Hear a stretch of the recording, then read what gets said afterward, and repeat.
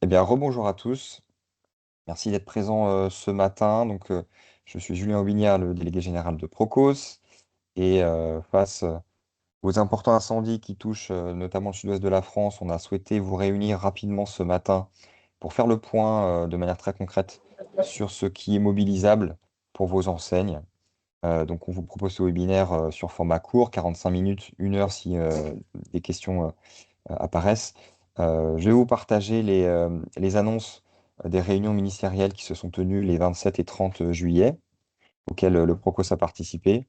On fera aussi le tour des aides locales qui sont actionnables pour les entreprises, et un focus particulier sur les sujets de chômage partiel et d'assurance perte d'exploitation, qui sont un peu les deux sujets urgents du moment pour les commerces. Euh, et à la fin, évidemment, on gardera un peu de temps pour vos questions éventuelles et surtout pour recueillir vos remontées de terrain que l'on pourra relayer derrière au pouvoir public. Voilà, petit point logistique. Merci de conserver vos micros coupés pendant la présentation. Si vous avez des questions ou des remarques, n'hésitez pas à les poser dans le chat. On les traitera au fur et à mesure ou à la fin de la présentation. Et comme je le disais, le support sera envoyé à l'issue de la présentation. Je l'ai dit, on a participé cette semaine aux réunions avec le ministère de l'économie, du travail et du commerce. C'est notre rôle dans la crise que l'on connaît actuellement, c'est de représenter le commerce spécialisé auprès des pouvoirs publics, de vous informer sans délai et de relayer vos éventuelles difficultés auprès des autorités. C'était l'objet de ces deux rendez-vous ministériels de cette semaine et de ce webinaire ce matin.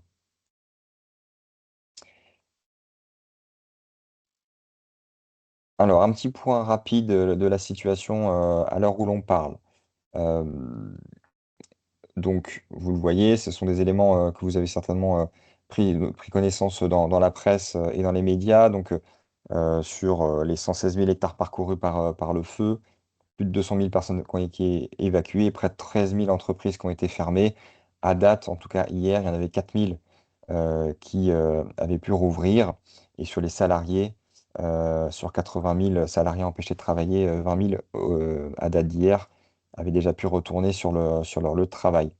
Donc aujourd'hui, on le voit, hein, la situation, la dynamique a tendance à s'améliorer. Pour autant, la priorité reste la sécurité et la santé au travail. Euh, Lors des réunions, les ministres ont pu saluer une grande mobilisation et un élan de solidarité sans précédent. Et évidemment, je m'y associe au nom du Procos, parce que je sais que voilà, les commerces aussi ont montré une grande solidarité face à cette situation difficile. De rendez-vous avec les ministres du Travail, de l'Économie et du Commerce, différents points que le Procos a portés auprès des ministres.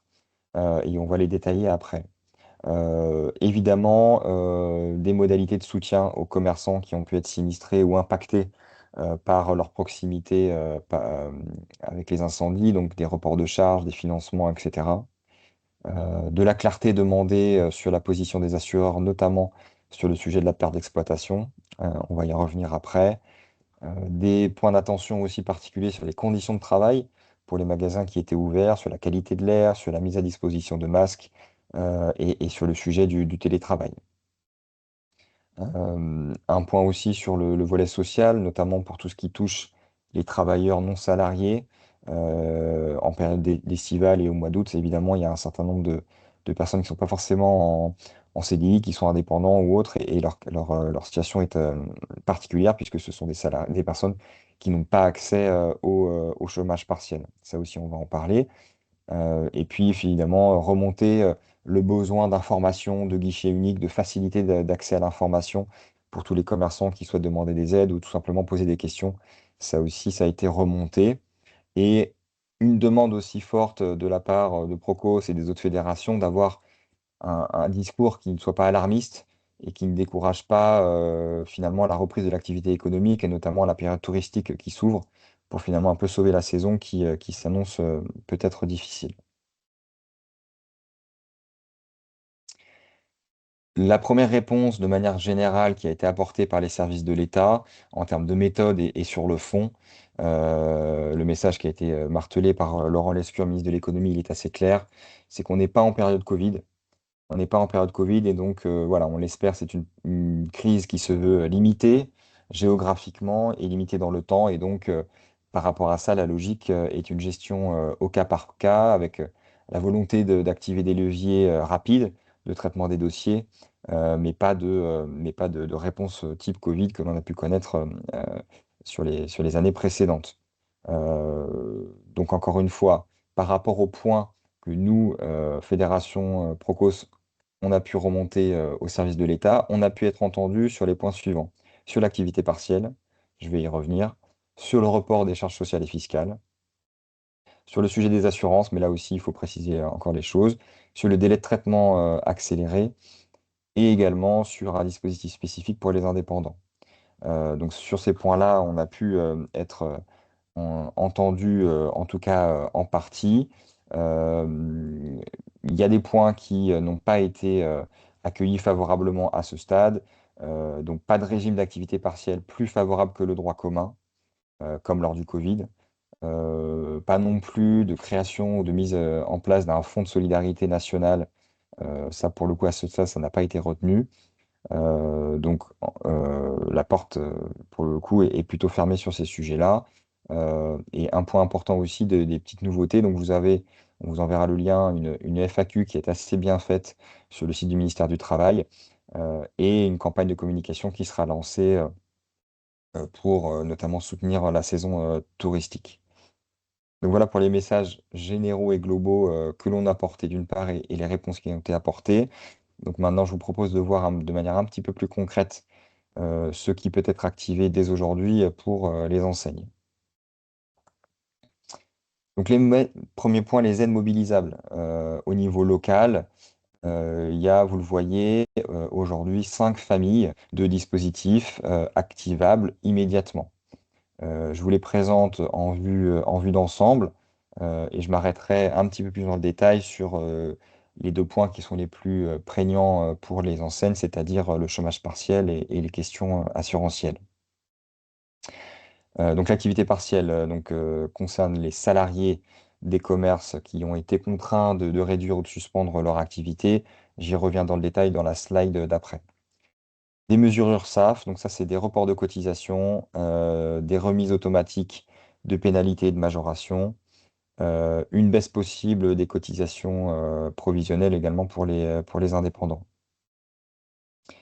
Concernant les aides d'urgence, côté CSP, TI et CIPAV, donc les deux caisses de retraite qui gèrent les indépendants pour ceux qui sont concernés. Donc ça va une aide jusqu'à 8 000 euros pour les artisans, commerçants et professions libérales, avec une mise en paiement sous 15 jours. Donc en fait, l'idée à retenir, elle est simple. Dès lors que l'on relève d'une de ces caisses de retraite, donc c'est l'une ou l'autre qui traite la demande d'urgence. Et donc le dispositif, donc 8 000 euros, paiement sous 15 jours, après instruction, est le même selon les deux caisses.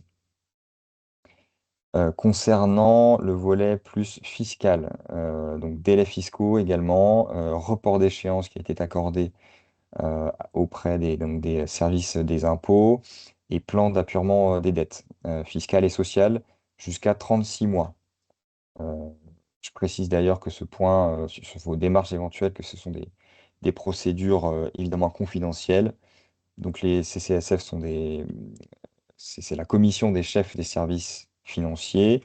C'est une instance locales, hein, des instances départementales qui accompagnent donc les entreprises hein, dans les difficultés de trésorerie, si vous en connaissez actuellement, pour étaler les dettes fiscales et sociales dans un seul plan d'appurement unique.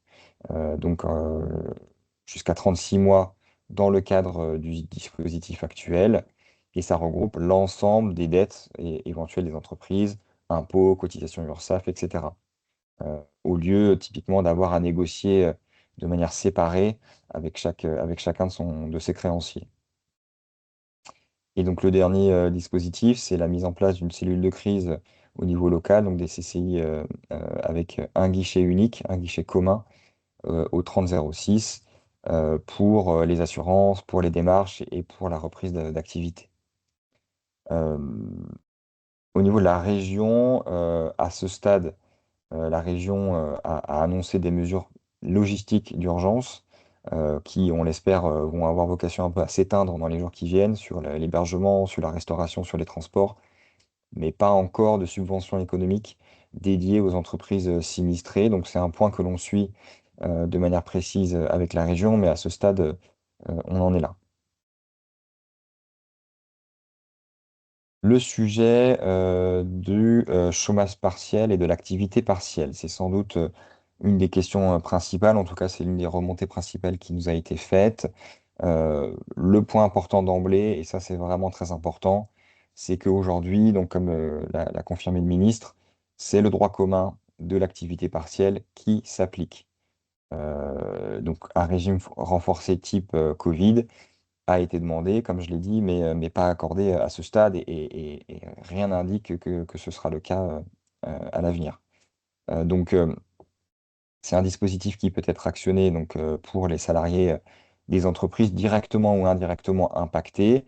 Ce qu'il faut démontrer, donc, c'est évidemment un lien direct entre la baisse d'activité et une mesure administrative, que ce soit une évacuation, une interdiction ou une impossibilité d'accès ou encore la fermeture d'une zone décidée par la préfecture ou par la commune. Euh, Dépôt des rétroactifs. Donc la demande d'activité partielle, elle peut être déposée dans les 30 jours qui suivent le placement des salariés en activité partielle. Et cette demande, elle doit être déposée sur activitépartielle.emploi.gouv.fr. Pareil, je vous donnerai les coordonnées si besoin par écrit. C'est des demandes qui seront traitées en urgence. Un petit point de vigilance, les fermetures qui ont été purement volontaires, c'est-à-dire sans mesure administrative, ne suffit pas à ouvrir le droit à l'activité partielle. Concernant le cas des saisonniers, si certaines enseignes, certains commerces sont concernés, puisqu'on est en période estivale sur les mois de juillet et août, euh, le saisonnier, il a un contrat de travail. Donc là encore, la situation, elle va se régler au niveau des parties entre l'employeur et l'employé. Et donc il faut regarder les considérations du contrat de travail. À noter que, et ça a été précisé par le ministère du Travail hier, si ce saisonnier, parce que d'une année sur l'autre, c'est vrai que typiquement c'est un peu souvent les mêmes personnes qui reviennent dans l'entreprise, si ce saisonnier est un habitué de l'entreprise, il pourra être considéré comme salarié et donc éligible à l'activité partielle. Ça, c'est la jurisprudence Covid qui, pour le coup, s'applique sur l'activité partielle. Important côté entreprise de conserver tous les documents officiels, les arrêtés d'évacuation, les interdictions et les messages des autorités, bref, toutes les preuves de fermeture et d'éléments qui démontrent la baisse d'activité. Ce sont ces éléments-là qui sont importants à conserver et vous le voyez dans le petit encart à droite, je vous ai mis les contacts locaux à activer sur ces points importants, étant précisé que pour les travailleurs non salariés, donc qui ne sont pas éligibles au chômage partiel. Ce sont d'autres interlocuteurs, donc c'est l'aide d'urgence SPTI et les mesures URSSAF qui prennent le relais. Et donc ça, je vais y revenir aussi dans un instant. Donc voilà là, pour les éléments sur l'activité partielle, sur les sujets d'assurance perte d'exploitation. Certainement le sujet aussi le plus délicat et un point sur lequel le Procos a pu demander de la clarté côté assureur. Il faut être assez précis sur ce point-là et assez prudent puisqu'encore une fois, ça va dépendre de chaque contrat. Donc le principe, c'est que la garantie perte d'exploitation se déclenche en règle générale à la suite d'un dommage matériel garanti euh, qui touche donc du coup les biens assurés, et donc une simple perte de chiffre d'affaires ou une fermeture qui n'a pas causé de dommages matériels n'est en général pas couverte, sauf extension prévue par le contrat, euh, typiquement fermeture administrative. Donc là aussi, on vous renvoie au contrat assurantiel pour vérifier ce point-là. En revanche, plutôt une bonne nouvelle sur la question des délais. Le délai de déclaration du sinistre a été prolongé jusqu'au 31 août au lieu des 5 jours habituels. Donc ça, c'est vraiment une date importante à avoir en tête, puisque la prolongation est assez importante, donc jusqu'à la date du 31 août. Euh, Quelques bons réflexes à adopter, évidemment. Malgré cette prolongation du délai, ne pas tarder à déclarer, à faire la déclaration auprès de son assureur et de conserver tous les documents, les photos, les factures, les preuves de baisse de chiffre d'affaires, etc. Et donc, vérifier les extensions au contrat sur les sujets de fermeture administrative si cela existe. Donc, encore une fois, chaque contrat d'assurance est différent. Il faut vérifier les conditions particulières. C'est vraiment aussi le message qui a été rappelé hier par les ministres, c'est que entre guillemets, malheureusement, il n'y a pas de message général à apporter au niveau global. C'est vraiment, on peut trancher qu'au niveau des cas individuels. Et donc, vérifier les conditions particulières avec vos assureurs, avec votre courtier. Mais comme je l'ai dit aussi en introduction, voilà, le Procos a porté cette question auprès du pouvoir public et des assureurs pour quand même demander une position assez claire. Mais, voilà, on est à ce stade obligé un peu de renvoyer au niveau des contrats des uns et des autres. Concernant le sujet de la trésorerie et le point des indépendants, donc pour la trésorerie et notamment pour les indépendants qui n'ont pas le chômage partiel, il y a plusieurs leviers qui existent. Donc j'ai dit aide d'urgence pour au niveau donc des CSPT CIPAV jusqu'à 8 000 € pour les commerçants. Ça, c'est la dernière annonce qui a été faite le 30 juillet par le ministre Serge Papin, le ministre du Commerce, qui s'est engagé à une mise en paiement sous 15 jours à compter de l'instruction du dossier. Donc voilà, je l'ai dit, traitement urgent des dossiers, ça pour le coup, ça a été annoncé. Concernant les URSSAF, donc report des cotisations sociales, on commence par un report de 12 mois et ce report-là sera évalué au fil de l'eau, au fil de la reprise économique et la reprise d'activité. C'est une instruction qui a été donnée aux URSSAF. Et également remise d'office des pénalités et majorations et baisse des cotisations provisionnelles. En matière fiscale, les délais de dépôt et de paiement auprès des services des impôts voilà, ont été aussi appuyés. Donc là, on renvoie vers le CODEFI. Donc le CODEFI, c'est le comité départemental d'examen des problèmes de financement des entreprises et la médiation du crédit. Donc, en pratique, pour vous, pour les enseignes, le CODEFI, c'est le point d'entrée quand les difficultés potentielles dépassent le simple étalement de dette. Typiquement, là où la CCSF rééchelonne les dettes fiscales et sociales, le CODEFI, c'est lui qui va avoir une vision un peu plus large sur la situation financière de l'entreprise et de son redressement. Et donc, c'est vers là qu'il faut se tourner. Et à noter que ça concerne les entreprises de moins de 400 salariés. Pour celles qui ont plus de 400 salariés, c'est au niveau national que ça se joue, c'est le CIRI, le CIRI de mémoire, son équivalent national. Donc voilà, à avoir en tête ce plafond de 400 salariés pour se tourner vers le CODEFI. Et donc CCSF, donc je l'ai dit, regroupement des dettes fiscales et sociales dans un plan unique, donc jusqu'à 36 mois, sous condition et encore une fois de manière confidentielle. Euh, les contacts utiles, ça, je vous invite à bien les noter. Je partagerai les slides, mais vous pouvez les noter d'ores et déjà.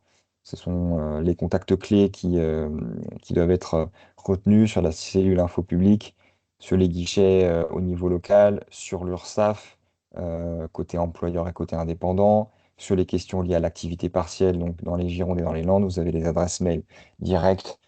Ce sont des contacts urgents qui sont disponibles d'ores et déjà sur les CSF EcoDéfi, contact unique, là vous le voyez, et par téléphone et par mail, et pour les difficultés économiques au niveau du département des Landes. Donc voilà pour les infos importants. Vous pouvez dans les mails Ça a été un point aussi qui nous a été remonté dans vos mails, mettre l'objet hashtag Incendieland. Et c'est ce qui permet de traiter le sujet de manière un petit peu plus rapide. Voilà pour les contacts. Et donc on en arrive aux remontées de vos besoins euh, et de la remontée d'informations au niveau des enseignes. On l'a dit dans l'invitation au webinaire, ne surtout pas hésiter à nous faire remonter aussi, nous, côté Procos, vos questions, vos besoins, vos enjeux, puisqu'on a le lien direct avec les ministères concernés au niveau national, mais également au niveau local. Donc, vous pouvez euh, transmettre vos questions à mon adresse mail et voir directement par téléphone. Ça s'affiche sur la slide, donc n'hésitez pas à le faire et à transférer aussi ces informations à toute personne concernée au sein de vos enseignes. Euh, Avant de passer à vos éventuelles questions, je reviens en synthèse sur les principaux points que j'ai pu aborder, sur les questions qui nous ont été le plus souvent remontées et qui sont les points saillants à retenir. Donc, si votre magasin a été fermé par précaution, mais sans arrêter, encore une fois, là, attention, vous n'avez pas droit au chômage partiel. Il faut le lien direct ou indirect avec une mesure administrative ou une impossibilité objective d'exercer. Fermeture des voies d'accès, typiquement. Voilà. Donc ça, c'est le point important. Euh, Si vous n'avez pas de dégâts matériels, mais une baisse très importante de chiffre d'affaires, l'appareil, en principe, vous n'avez pas la perte d'exploitation, sauf extension spécifique du contrat. Donc là aussi, on vous invite à vérifier les conditions particulières de vos contrats d'assurance. Pour les indépendants, donc sans chômage partiel, ce qui peut être activé, c'est l'aide d'urgence jusqu'à 8 000 euros, CSPTI, CIPAV, et évidemment également le report de cotisation URSSAF et la baisse des cotisations provisionnelles. Euh, Comment et quand déposer l'activité partielle? Donc voilà, j'ai remis l'adresse mail, vous la voyez, activitépartielle.emploi.gouv.fr, de manière rétroactive et dans les 30 jours qui suivent le placement des salariés en activité partielle. Au niveau de la région Nouvelle-Aquitaine, aucune aide financière n'a été annoncée à ce stade. On est sur des mesures logistiques d'urgence, mais pas de subvention économique dédiée, décidée en tout cas pour l'instant. Pas de mesures type Covid, ça je l'ai dit. Ces mesures génériques n'ont pas été retenues, donc on est vraiment sur une logique du cas par cas, mais avec un traitement urgent. Sur le sujet de la qualité de l'air, ça aussi, ça nous a été remonté par certaines enseignes. Hier, ce que le ministère du Travail nous a dit, c'est qu'évidemment le télétravail est préconisé dès lors que c'est possible. Pas de formalisme particulier. Pour les entreprises de plus de 50 salariés, c'est une information consultation du CSE qui doit être faite, mais dans les moins de 50 salariés, c'est aucun formalisme particulier. Il n'y a pas de mesure imposée dans l'intérieur des entreprises. Quand on est à l'extérieur, voilà, le ministère du Travail recommande le port du masque FFP2. Vous avez des cartographies de qualité de l'air qui sont disponibles. Ça peut être intéressant pour les entreprises et pour les salariés. Donc là aussi, vous avez le lien pour aller consulter ces cartographies. Et l'avis de l'ARS, Agence régionale de santé, est encore attendu pour les postes qui ne sont non travaillables, s'il y a des recommandations particulières. Dans le cas où vous avez des saisonniers qui ne peuvent pas travailler, donc on l'a dit, sur le sujet de l'activité partielle, il faut renvoyer au contrat de travail. La situation, elle se règle d'abord entre les deux parties au niveau du contrat de travail. Mais comme je l'ai dit, et ça c'est un point qui a été précisé à notre demande par le ministère du Travail, si ce saisonnier est un habitué de l'entreprise, il peut être considéré comme salarié et donc éligible. En cas de doute, vous pourrez reprocher sur tous les contacts utiles que j'ai partagés, notamment la DDE TS. Régime d'activité partielle renforcé, Fonds de solidarité nationale, ça je l'ai dit, ces deux mesures ont été demandées par les fédérations, mais elles ne sont pas accordées. Et j'ai remis là, vous le voyez, les interlocuteurs pour vos équipes, donc le 3006, la cellule info publique et les contacts DDE ETS. Voilà, pour les informations à ce stade que je pouvais partager. J'espère que ça a été clair et complet pour vous. Si vous avez des remarques, des questions, des remontées d'informations, c'est le moment. Des questions complémentaires auxquelles j'aurais pas répondu et auxquelles j'ai la réponse, je suis à disposition pour y répondre. Donc, la parole est à vous si vous le souhaitez. Il y a une question dans le chat, Julien. Alors, une question dans le chat, je t'écoute. Je ne sais pas, Carole, si vous voulez prendre la parole, sinon je vais la lire. Je vais Ah, regarder. oui, je vous laisse. Je peux prendre la parole, merci beaucoup. En fait, notre société donc, embauche des vendeurs à domicile indépendants, mais également des VRP. Et la particularité des VRP, c'est qu'ils font de la vente à domicile. Donc, ils sont salariés de l'entreprise, donc j'ai compris qu'ils pouvaient potentiellement bénéficier du chômage partiel. Ma question est la suivante. Est-ce que si on fait cette demande de chômage partiel, on doit la faire pour l'ensemble des VRP des départements concernés, ou est-ce qu'on peut considérer, certains ne sont pas productifs, par exemple sur les mois de juillet et août, est-ce que je peux faire la demande que pour ceux qui sont productifs? Je ne sais pas si je suis très claire. Oui, et là pour le coup, effectivement, c'est une question assez précise à laquelle j'aurais pas forcément la réponse tout de Oui, je me suite. doute. C'est une bonne question. Il faut, euh, en fait, je pense qu'il faut vérifier le cadre exact, notamment les conditions d'individualisation, en fait, pour vous répondre précisément. Je ne sais pas si vous avez des éléments par rapport à ça. Euh, Pas vraiment. ouais, Mais je peux me renseigner, je me ouais, renseignerai auprès en de la fait, direction du travail. ouais. Ok, Mais je merci. note le point D'accord, et je vais le remonter pour avoir une réponse précise. Je ne vais pas vous donner d'informations bien sûr, contradictoires à ce stade, mais c'est un point que ouais, il faut démêler les règles collectives, bien sûr. l'applicabilité au VRP. Donc, c'est. Les VRP sont toujours exclus en règle générale Ouais, ouais, des dispositifs, c'est pour ça ouais, que ouais. souvent on cherche un peu l'info. Merci, merci quand même. Mais encore une fois, l'activité, comment dire, l'activité partielle, c'est un dispositif collectif, mais effectivement, collectif ne veut pas dire tous les salariés de l'entreprise, quoi. Bien sûr. Donc, ouais, vérifier. Merci. Euh, mais de manière générale, ce qui nous a été remonté, c'est que voilà, le contexte des incendies, c'est un traitement au cas par cas. Et donc là, voilà, il faudra vérifier avec la DDETS qui tranche. Mais à ce stade, voilà, en termes de conseil juridique, je ne pourrais pas aller plus loin que ça à ce stade, quoi. C'est pas grave. Merci beaucoup. Je vous en prie. Est-ce qu'il y avait d'autres questions, d'autres points, des remontées d'informations du terrain également qui nous seraient utiles à faire part à nos interlocuteurs? On a le chat aussi en même temps.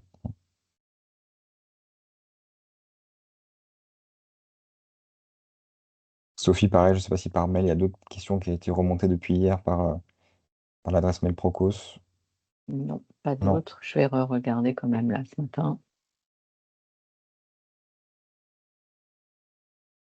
À noter, donc cette semaine, de manière assez urgente, il y a donc eu ces deux rendez-vous. Salut, on t'entend pas.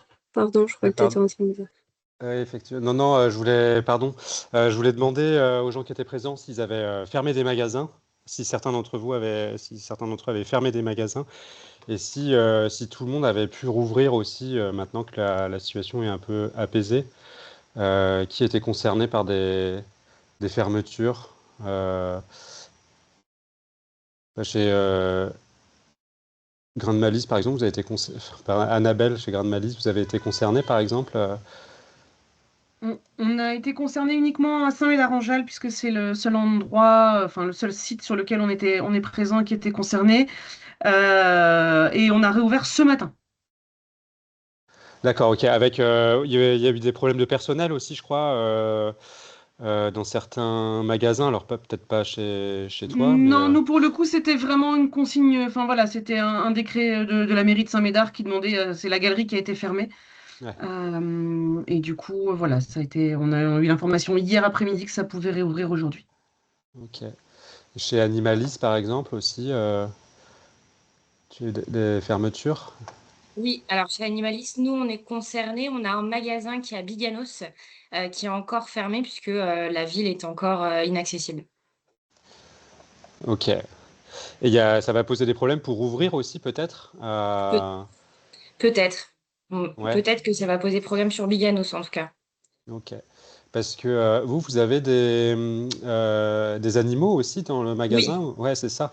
Euh, pardon, ils sont où ces animaux du coup? Ils Alors sont toujours au magasin? les Ouais. rongeurs, on a réussi à les transférer. Ils sont chez un des collaborateurs. En revanche, l'aquariophilie est encore là-bas. Tout ce qui est poisson, on n'a pas pu transférer aujourd'hui. Waouh, ok, d'accord. Très bien, très bien. Je vois que ça réagit aussi un Ouais, petit ça peu. réagit, mais, Mm. Ouais, mais je sais c'est. qu'il y a des magasins bordelais aussi qui ont fermé faute de personnel, je crois. C'était le cas, j'ai entendu parler de H&M, ils sont pas chez nous là. Ils sont pas là aujourd'hui, mais euh, et puis je vois aussi, bah oui, Nespresso, j'imagine que c'était aussi faute de personnel. Euh, ok, Oui, c'était plus par Ouais. précaution, nous, hein. ouais, ok. Euh, Très bien, ouais. Et puis, ouais, il y avait des histoires de fourniture de masques au personnel aussi. Bon, Mm. là, je me rends pas bien compte aussi s'il y a toujours besoin de masques à l'heure actuelle dans les enfin, dans la région bordelaise, dans la région. Oui, c'est ça. Est-ce qu'il y a encore des fumées toxiques? Est-ce que il y a encore besoin de ça ou c'est pas un sujet? Ça l'est plus. Ok. Ouais, non, ça c'est pas un gros sujet. Ah ouais, ok. Si, ah ouais. Carole de Vorwerk, tu nous dis Ouais. qu'il y a encore besoin de masques. Ouais, il y a eu un gros effort de fait par les autorités sanitaires pour apporter des masques FFP2 sur la région, mais c'est vrai que tout le monde n'y a pas encore accès. On m'a Euh, remonté Ouais, pardon, on m'a remonté allez-y. que les salariés donc, de la boutique Vorwerk ont essayé d'aller dans les pharmacies, a priori qui n'ont rien donné, donc on les a achetés par nous-mêmes, hein, clairement. ouais, ok. Mm. Ok, ok. Puis ah oui, il y a eu des sièges qui ont été touchés aussi. On voit dans le chat là, Cultura. Euh, ok. Bah après, bon, tout le monde a pu aller en TT, c'est pas pareil. Oui, c'est pas pareil qu'un magasin qui ferme. Les sièges, ils peuvent faire du télétravail. Ouais, ok. Et bon, après, les réouvertures, sauf dommage, c'est pas si compliqué que ça, j'imagine, sauf pour ceux qui ont de la nourriture, des aliments destinés à la consommation humaine, des choses comme ça, mais c'est vrai que ça devrait pouvoir ouvrir assez vite, quoi. Après, je ne Ok. sais pas s'il y a effectivement des cas d'employés qui refusent, ou en tout cas qui n'ont pas forcément envie de revenir sur le lieu de travail. Je ne sais pas si vous avez eu ces cas-là d'employés qui, pour des questions sécuritaires, sanitaires, se disent je serai chez moi, quoi. Ça n'a pas été le cas, hein. Mm. Pas spécialement. Ok. Ok, ok. Je vois qu'une question, Stéphane, où peut-on trouver les arrêtés préfectoraux? Bonne question, je vais vous les renvoyer aussi à la suite du webinaire avec la présentation. Je vais vous renvoyer ça. Peut-être même les retrouver là maintenant. Si je les ai par mail, je vais vous les envoyer. Ok, ok. Euh, Avec plaisir. Est-ce qu'il y avait d'autres points? Parce que, encore une fois, hein, pour cette question des arrêtés préfectoraux, c'est un point important parce que ça fait partie aussi des pièces à conserver, notamment sur l'activité partielle, quoi. C'est les liens officiels qu'il faut produire. Donc, je vais vous les donner à la suite du webinaire. Ok. Il n'y a pas eu de sujet particulier avec les bailleurs aussi, les bailleurs de vos magasins, ceux qui ont dû fermer en tout cas. Il n'y a pas de souci particulier. De toute façon, je crois que Julien, tu voulais faire un point aussi après, enfin en septembre, de toute façon, pour revenir sur. On refera un point de toute façon lors de notre plénière le 15 Ouais, en septembre, fait, ouais. et puis encore après. Ouais, effectivement, là, sachant que côté gouvernement, donc évidemment, il reste sur le pont, il n'y a pas d'échange, de visio, de rendez-vous qui a été convoqué pour la semaine prochaine pour l'instant. Donc nous, on a le lien direct, mais pour l'instant, il n'y a pas de nouvelles annonces qui est prévues là dans les toutes prochaines heures. Donc, mais évidemment, si c'est le cas, on vous tiendra au courant, malgré la pause estivale, on vous tiendra au courant, mais pour l'instant, il n'y a pas d'autres d'échéances prévues.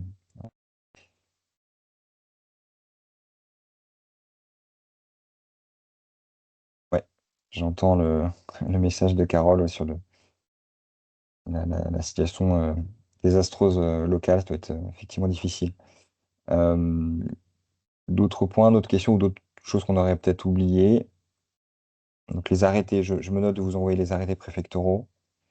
La présentation avec tous les liens utiles et les contacts au niveau local et les explications sur les dispositifs d'aide que je vous ai donnés. Ouais, sur les arrêtés, il y a notamment ce qu'on appelle les arrêtés zonaux, c'est-à-dire tout ce qui va toucher la qualité de l'air, etc. Et c'est important aussi de récupérer l'arrêté qui est daté en fait enfin, qui correspond à la période exacte de fermeture et d'évacuation. Parce que typiquement, on l'a vu, hein, les périmètres, ils ont changé souvent d'un jour à l'autre en fonction de l'avancée des feux. Donc ça, c'est un point important. Et ben, écoutez, s'il n'y a pas d'autres questions ou de remarques ou de remontées d'informations, je le rappelle, le point d'entrée reste valable sur tout le mois d'août. Donc l'adresse mail et les contacts téléphone qu'on vous a donnés restent valables. Donc vous n'hésitez pas à nous faire remonter les éventuelles questions et éventuels besoins. Dans la foulée de cette réunion, on vous envoie la présentation auquel on ajoute les arrêtés préfectoraux et on vous souhaite surtout bon courage pour ceux qui reprennent le travail au niveau local et un bon été pour pour ceux qui font une pause. Il me reste à vous remercier de votre présence ce matin. Merci à tous. Très bonne Merci. fin de Merci, Julien. journée et à très vite.